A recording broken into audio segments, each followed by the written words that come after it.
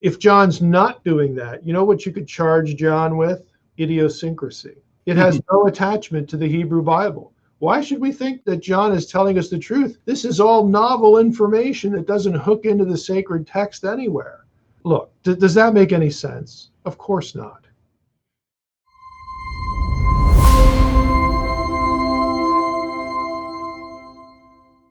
In terms of trying to figure out what the author means, can you re-explain a bit how that applies to, for example, the study that you're doing right now on Revelation? There's been heated debates about why is Dr. Heiser making it look as if John, the author of Revelations, wasn't just reporting the facts of what he saw. It looks like Dr. Heiser is saying John is just purposefully digging into the Old Testament to try to make a narrative himself versus I saw this, it happened, and now I'm reporting it and I'm writing it down. Could you kind of dig a little deeper into that again, please? All of those things can be simultaneously true.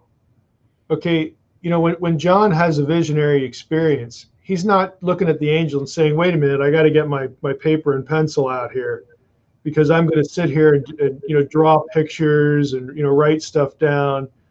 Occasionally, like in the beginning of the book, the Lord will tell him to write something down and so on and so forth. So, it doesn't make a whole lot of sense if you have a visionary experience that you're sort of interviewing angels and you're taking notes in real time. It's a vision, okay? It's a vision. It's what it is.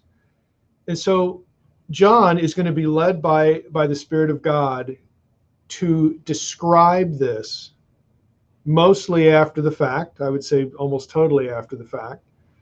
And when John does that, pardon John under inspiration, trying to make sense of it for his audience. Okay?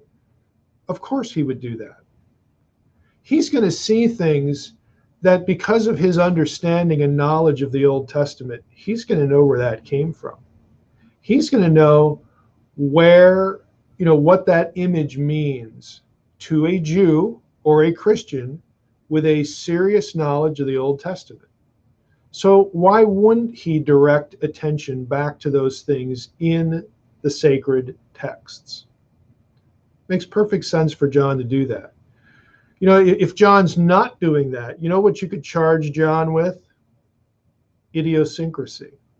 It has no attachment to the Hebrew Bible. Why should we think that John is telling us the truth? This is all novel information that doesn't hook into the sacred text anywhere. Look, does that make any sense? Of course not. And the fact is that we can read it. You can read the material. We know where John is hooking into. We know what he's doing. We know what he's throwing into the blender, and wants people to think about. When I relate this experience I had, here's what I want you to be thinking about. Here's some help to parse it. Okay. Here's, this idea, this symbol, this vision, whatever it is, here's where it's going to hook back into other things that other prophets saw. Okay, he's part of a community. It sounds like you're appealing to John's intelligence and John's expectation that his audience has intelligence as well. Yes, he's not a robot. Again, we can read the texts. They're right there in front of us. Why would John have bothered to write it down if he didn't want people to read it? Okay, if he writes it down, chances are really good he'd like people to read that. So what I'm trying to do in the podcast series is, again, just get people to take what John has given us, his relaying of these experiences, these visions that he had, and how he describes them, the means by which he describes them, the techniques that he employs to describe them, and to help his readers understand, help them orient it somewhere, the material, back into what earlier prophets of God saw. He is in a line of tradition of people that God, brought into the throne room. Again, it's like I say, an unseen realm. It's the divine encounter that really validates the office of the prophet. Okay, John is the same as all these others, and so he wants them to see how the things are connected. Now, why would John do that other than just some explanatory value? Taking a stab at that, trying to help the people he wants to relay these experiences to. In some cases, it's nice that John does this because the readers of John all of a sudden know that, wow, that thing that Ezekiel talked about, that really happened. That came to pass. The prophet didn't lie. It's a fulfillment. In other words, it's confirming of the prophetic tradition that preceded him. Why should we have a problem with that?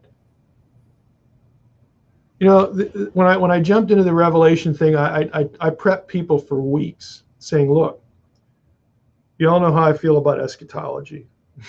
I have a pretty low view of eschatological systems. We're not doing eschatological systems.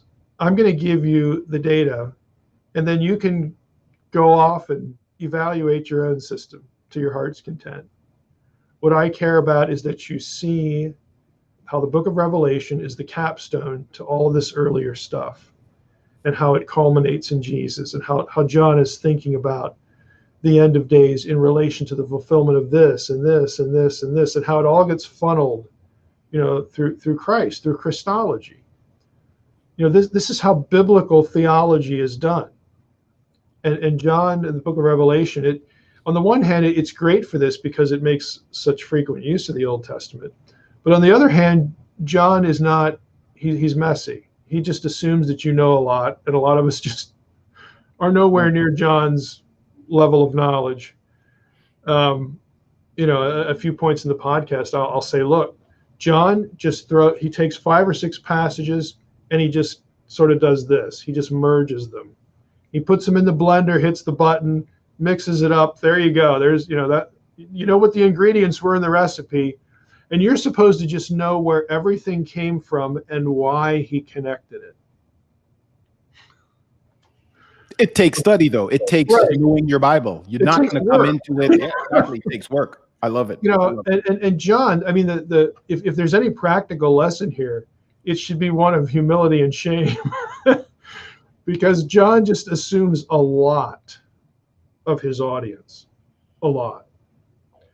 And if we don't measure up, that ought to tell us something. Maybe we're not spending enough time in the text. Maybe we've neglected the Old Testament a little too much, because we got no idea what this guy's doing.